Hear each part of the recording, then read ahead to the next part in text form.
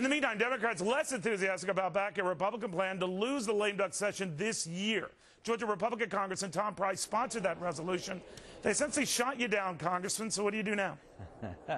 Well, what we do is take our message to the American people, and the American people are very concerned, as I know you are, Neil, about the actions of this Democrat Congress between the election and January when the new Congress is sworn in. And that lame duck Congress, the president has said so, the speaker said so, and Harry Reid has said so. We heard Carol Browner over the weekend say, don't worry about not passing these things for the left before the election. We'll do them after the election. And that's what the people are concerned about. I believe they will speak loudly in November. Well, that might be so, but I mean, it's hardly been just Democrats who try to take advantage of lame duck sessions. You guys, after the 2006 election, and you lost all those seats, were kind of pushing through your own initiatives, yourself included, sir. So I know that's how the Washington game is played. What makes it so different with what Democrats might entertain now? Well, 2 points. One, in 2006, when we did come back for a lame duck session, we did the kind of custodial things that you do in a lame duck.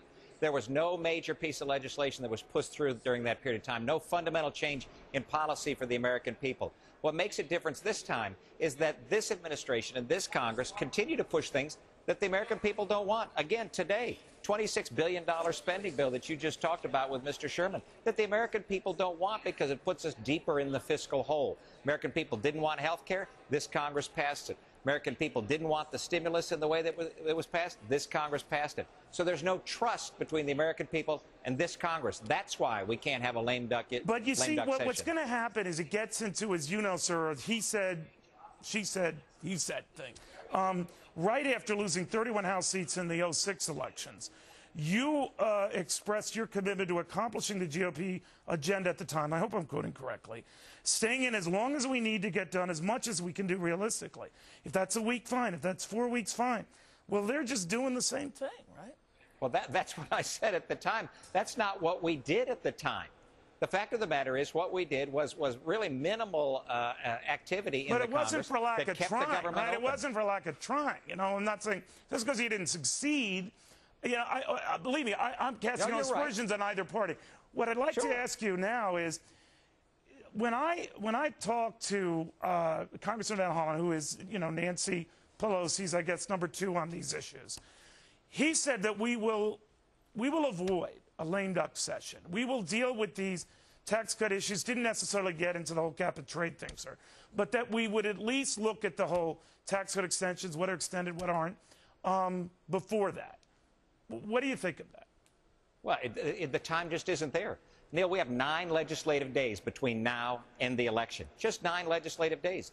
They haven't even passed a budget. They haven't even passed any appropriations bills through both chambers at all. So what they've set up is a robust lame duck session. I know what Mr. Van Hollen says, but I also know what Carol Browner at the White House said just over the weekend, where she said, don't worry about the cap and trade. Don't worry about the national energy tax.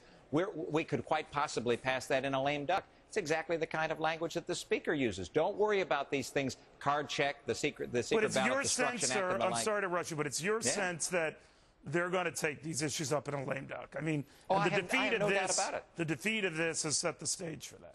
Well, if that's not a red flag to the American people, I don't know what is. Okay. And again, what this Congress has done is not what the American people want. Whether it's health care, whether it's energy, whether it's spending, whether it's deficit, and none of these things are helping job creation across this country. And that's what the American people want. And we've got to get back on track, decrease the spending, create jobs, and then we will be able to move the economy in the right direction. Congressman, always a pleasure. Thank you very much. Thanks, Neil.